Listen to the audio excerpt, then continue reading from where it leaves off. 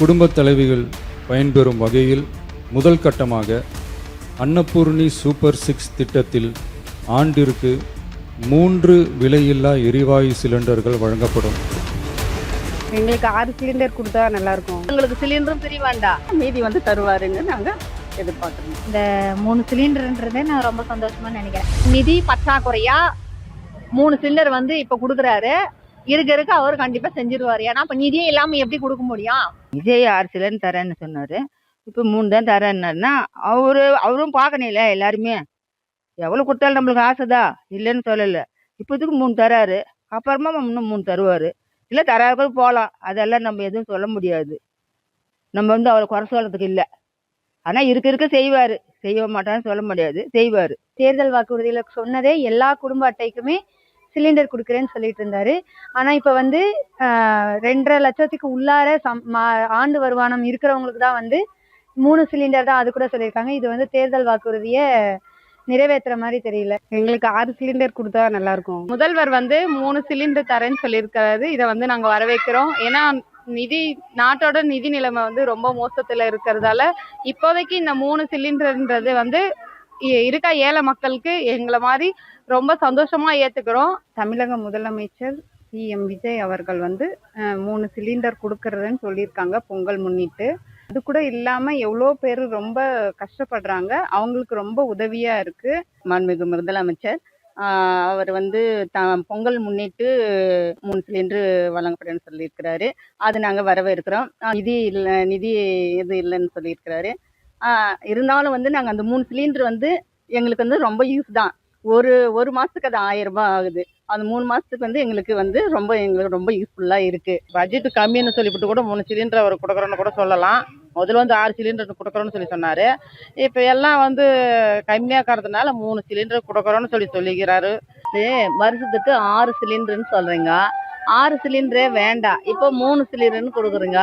3 வேண்டாம், எங்களுக்கு வந்து விலைவாசி கம்மி பண்ணுங்க, மக்களுக்காக ஏதாவது செய்யுங்க. 3 சிலிண்டர் கொடுக்குறேன்னு சொல்றாரு பாரு, அது இந்த தமிழ்நாட்டு மக்களுக்கு உபயோகமா இருக்கும். ஓட்டு கேட்கும்போது என்ன சொன்னாங்க? சராசரி எல்லாருக்கும் ஒரு ரேஷன் அட்டைக்கு கொடுக்குறேன்னு சொன்னாங்க இல்லையா? அது மாதிரி சராசரி கொடுத்துட்டு போகட்டும்.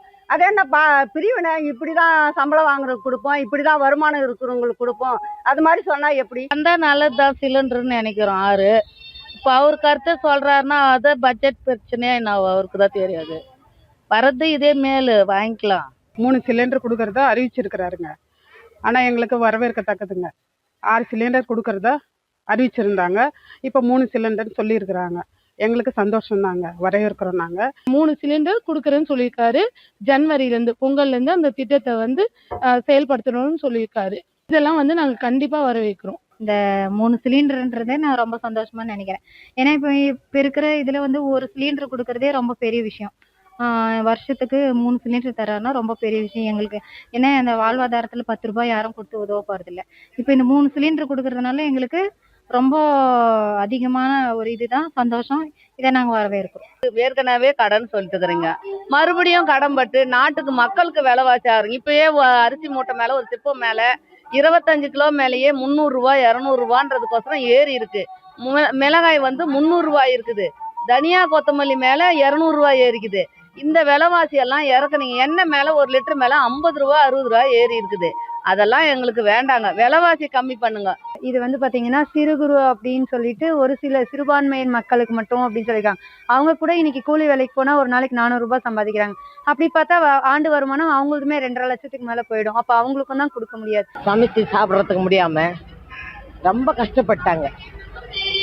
இப்போ விஜய் ஐயா வந்த பிறகுதான் இந்த 2 மாசத்துல 40 நாள்ல இந்த சிலிண்டர் வந்து எல்லாருக்குமே சீக்கிரமா வருது. அதுக்கு முன்னெல்லாம் அப்படி கிடையாது. மேஸ்திரி வேலைக்கு போறவனே தினம் 1000 ரூபாய் சம்பாதிக்கிறான். மாசம் 1 லட்ச ரூபாய் 1.5 லட்ச ரூபாய் சம்பாதிக்கிறான். அப்படி இருக்கும்போது எல்லாருக்கும் சரிசமமா தானே கொடுக்கணும். இந்த தேர்தல் வாக்குறுதியில சொன்ன மாதிரி 6 சிலிண்டர் வந்து எல்லா குடும்ப அட்டைக்கும் கொடுக்கறதுனா கொடுக்கலாம். இந்த பாரபட்சம் பார்த்து இவங்களுக்கு தான் கொடுக்கணும் அப்படிங்கறதெல்லாம் இருக்கக்கூடாது. இது வந்து தேர்தல் வாக்குறுதியை நிறைவேற்றுற மாதிரி இல்ல. சிலிண்டர் நீங்க 6 சிலிண்டர் கொடுக்குறோம், 3 சிலிண்டர் கொடுக்கறதெல்லாம் பஞ்சம் நீங்க போறது இல்ல, சரிங்களா? நீங்க வந்து எங்களுக்கு சிலிண்டரும் பிரி வேண்டாம், பஸ்ஸும் பிரி வேண்டாம், எங்களுக்கு விலைவாசி இறக்கி மக்கள் பசியை தீருங்க, அது போதும் எங்களுக்கு. ஏன்னா இப்போ இருக்கிறக்கும் அவர் கொஞ்சம் ஒரு நல்ல உதவி பண்ணுவாருன்னு தான் நாங்கள் ஓட்டு போட்டுக்கிறோம். நாங்கள் எல்லாருமே நாங்கள் வந்து சேர்ந்து எல்லாருமே ஒரு நல்ல நன்மைக்கு கொண்டு வருவாருன்னு தான் நாங்கள் போட்டுக்கிறோம். அது வந்து எங்களுக்கு வந்து இல்லாதப்பட்ட மக்களுக்கு வந்து கொஞ்சம் நல்ல உதவி பண்ணாருன்னா எங்களுக்கு அதே போதும். 6 சிலிண்டராக கொடுத்தா நல்லா இருக்கும் வருஷத்துக்கு. விலைவாசியை கட்டுப்படுத்தணும், அதுதான் முக்கியம். இப்போ சர்க்கரை பாரு 40 ரூபா இருந்தது, இன்னைக்கு 70 ரூபா 80 ரூபா ஆகுது. ஆமாம், அரிசி மூட்டை 1400 ரூபாய் இருந்துச்சு, இப்போ 1700 800 ரூபா போகுது. அந்த மாதிரி விலைவாசியை கொஞ்சம் குறைக்க சொல்லுங்க, கட்டுப்படுத்த சொல்லுங்க. எடப்பாடி ஐயா கூட சொன்னாரு இது மாதிரி 3 சிலிண்டர் தரேன்னு சொல்லிட்டு. இப்ப நீங்க அவங்களுக்கு மிச்சமா நாங்க தரேன் 6 சிலிண்டர்னு சொன்னீங்க. சொன்ன வார்த்தையை தான் நீங்க நிறைவேற்றுறது. அவங்க சொன்னதை தான் நீங்க செய்யறீங்க. அதுக்கு அவரே செஞ்சிருப்பாரு, அவருக்கு நாங்க ஓட்டு போட்டுருப்போமே. இருந்தாலும் வந்து 6 சிலிண்டர் கொடுக்குறேன்னு சொல்லியிருக்கிறாரு. ஆனா மீதி வந்து தருவாருன்னு நாங்க எதிர்பார்க்குறோம். அவர் சொன்னாரு, இப்ப என்னன்றாரு, பற்றாக்குறைன்னு சொல்றாரு, பட்ஜெட் பற்றாக்குறைன்னு சொல்றாரு. நம்ம என்ன செய்ய முடியும் அவருக்கு? அதை நம்ம பற்றாக்குறைன்னு சொல்லும் போது நம்ம என்ன அவர்கிட்ட என்ன பேச முடியும் சார்? ஒன்றும் செய்யட்டும், எதுவும் செய்யறாரு அப்படி செய்யட்டும், அப்புறமா பார்க்கலாம், நம்ம கேட்கலாம். பண்றேன்னு சொன்னாரு, அதனால எல்லாம் பண்ணுவாங்கன்னு தான் நாங்க ஓட்டு போட்டோம் நாங்க. ஆனா இப்போ வந்து 3 சிலிண்டர் கொடுக்குறோம், இன்னும் அந்த 2500 ரூபாய் கொடுக்கல. அதெல்லாம் கொடுக்குறேன்னு சொன்னாங்க, நான் எதுவுமே பண்ணல. அவங்க 6 சிலிண்டர் கொடுக்குறேன்னு சொன்னாரு, இப்போ 3 சிலிண்டர் கொடுக்குறேன்றாரு. ஆனால் 6 சிலிண்டர் கொடுத்தா எங்களுக்கு அது 6 சிலிண்டர் கொடுத்தா நல்லது தான். இப்போலாம் விலைவாசலை ஏறிக்கிறதுனால 6 சிலிண்டர் கொடுத்தா எங்களுக்கு நல்லது தான். லாஸ்ட் இருந்தவங்க வந்து கஜானா ஃபுல்லா காலி பண்ணிட்டு போயிருக்காங்க.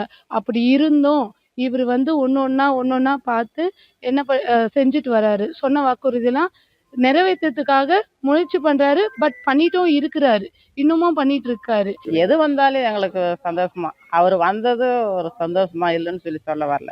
அவர் சொன்னது வந்து 6 சிலிண்டர் தரணும்னு சொன்னது. 6 சிலிண்டர் கொடுத்தா நல்லா இருக்கும். ஏழை மக்களும் இப்போ ரொம்ப கஷ்டத்தில் இருக்கிறாங்க. விலைவாசி அதிகமாக உயர்ந்துருக்குது. இப்போ முன்னத்தை விட இப்போ வந்து விலைவாசி அதிகமாக உயர்ந்தது. அரிசி விலை முன்ன கம்மியாக இருந்துச்சு, 50 ரூபா 40 ரூபா இருந்துச்சு. இப்போ 70 ரூபா 80 ரூபா. சர்க்கரை விலை 40 ரூபா 30 ரூபா இருந்துச்சு, இன்னைக்கு 80 ரூபா போயிருக்கு. 72 ரூபா ஒரு கிலோ சர்க்கரை. மக்கள் எப்படி விலைவாசி அரிசி விலை மூட்டைக்கு 300 ரூபாய் ஏறிக்குது. எல்லாம் ரொம்ப அதிகமான விலையாக்கிறதுனால ஜனங்களுக்கு அந்த அவர் சொன்னது வந்து 6 சிலிண்டரு, அந்த 6 சிலிண்டர் கொடுத்தா மக்களுக்கு ரொம்ப யூஸ்ஃபுல்லாக இருக்கும்.